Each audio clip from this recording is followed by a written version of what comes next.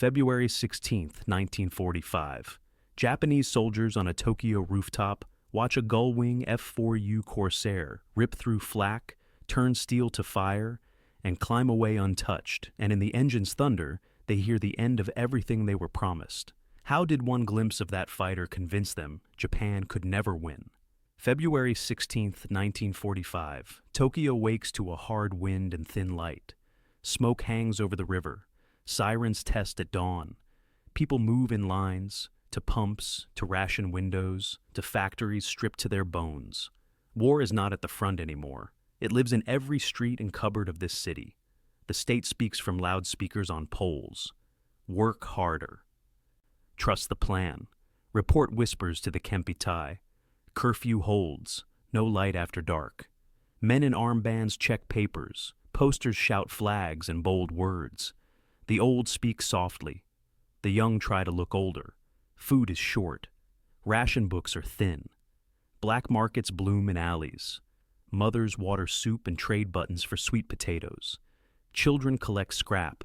School drills teach to crawl and wait for the all clear. Boys 2 years younger than Sato wear uniforms that hang loose. Money does not fix much. Coal trains come late. Power cuts stop lathes mid-cut. Bicycles carry crates when trucks fail. Buses cough and stall. Factory floors shine in oil, but tools are dull. The air war grows each week. Fuel is poor, and pilots train in small circles. Radar works, then fails. Rangefinders fog, shells are scarce. Old guns bark and shudder and wait for parts that never come. In an industrial ward near the Sumida River, a brick factory stands with a black roof. On that roof sits a small nest of sandbags and steel. Sato Kenji, 19, climbs the last steps with a cup of barley tea. He was an apprentice machinist before the draft sent him up ladders. Sergeant Mori, scar down his cheek, checks the bearings on the traverse. Engineer Tanaka greets the day with a toolbox and hope for spare fuses. They are part of the neighborhood like a noon whistle at noon. Shopkeepers nod to them. Children count them and say the roof is safe because the 3 men watch it. The men play that role because everyone needs roles. Sato watches the river and the rail yard. He marks clouds and wind. He hears kettles hiss and a radio plays a march. He tries to believe every word. He thinks of his mother counting beans. At mid-morning, a new sound moves over the city, deep and smooth, like a blade through water. Sato knows engines. This is not the thin buzz of a trainer. This note has weight. A runner brings a message. Single high-fast contact, bearing southeast. The men swing the gun. Sato lifts his glasses and sees a shape that looks wrong and right at once. Wings bent like a gull, nose long, blue paint bright even in haze. Rumors had called it a sea fighter, a Corsair. It drops, spits light, and the far warehouse blooms to orange. The fighter pulls up, easy, as if lifted by a hand. The shells burst behind it, too late. Sato's mouth is dry. Our bullets cannot reach, he says, and in the quiet between blasts, the truth begins to grow. The next raid comes before dawn. Heat pushes through the roof. Sato runs shells to the gun and slips on ash. A blast lifts him and folds the sky. When he wakes, he is on a floor that smells like bleach and wet cloth. Bandages wrap his head. A medic touches his wrist and nods. Rest, the man says in slow Japanese. The room is bright and quiet. No posters, no slogans. Only charts and a clock that keeps steady time. He rides a hospital train past black fields and empty homes. The car hums. The sheets are clean. A nurse sets water by his bed and smooths the edge of the blanket. Out the window, smoke hangs like fog.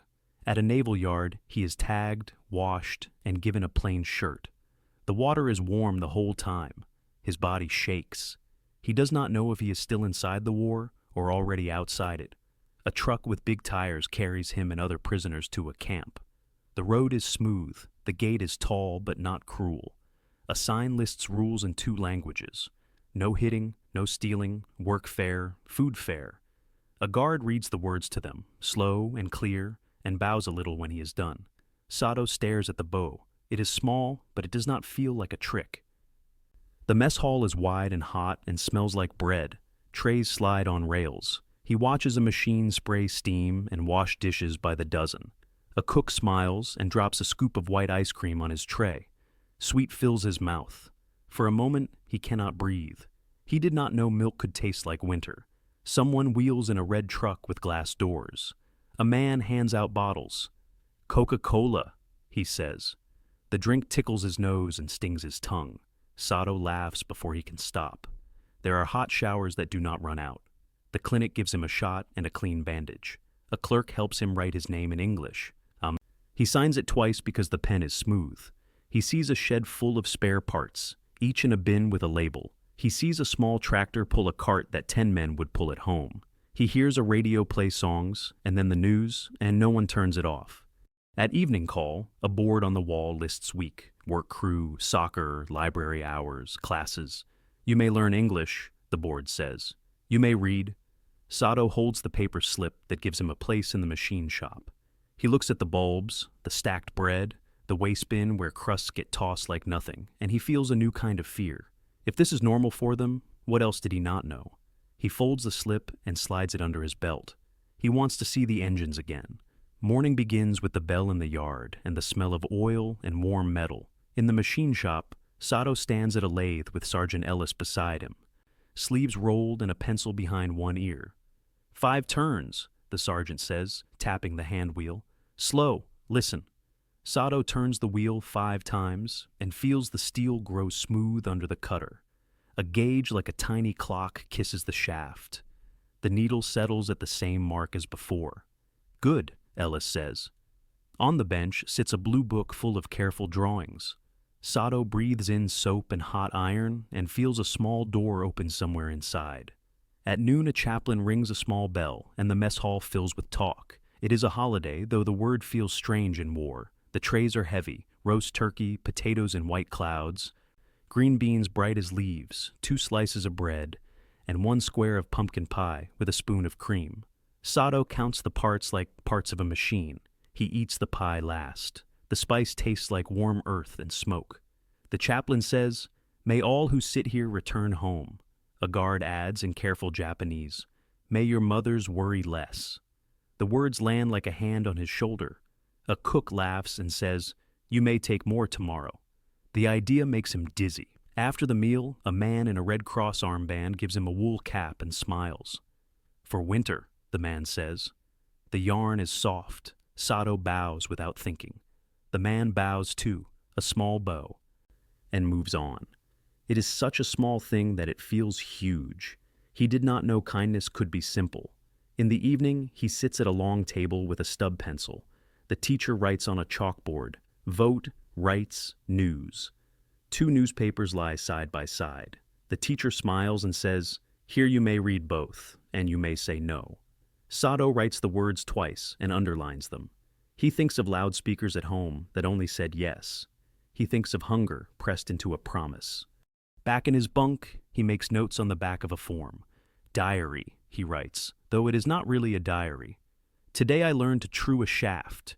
We held the part to the light, and the bright line was 1 hair wide. A man I was told to hate put his hand on mine to show me steady. Wolves do not teach." He hears a radio in the guard hut, a song that rises and falls like waves. He remembers the blue paint and the clean climb of the fighter. Power is not only fire, he thinks. It is also parts that fit and hands that share the trick of fitting. Some men in the barracks scoff and say it is all a play. He understands their fear. He carries it too. But when he turns the wheel and the needle stops on the same mark again and again, the fear loosens by a finger. He breathes slow and writes 1 more line. "If I live, I will build machines that help, not threaten."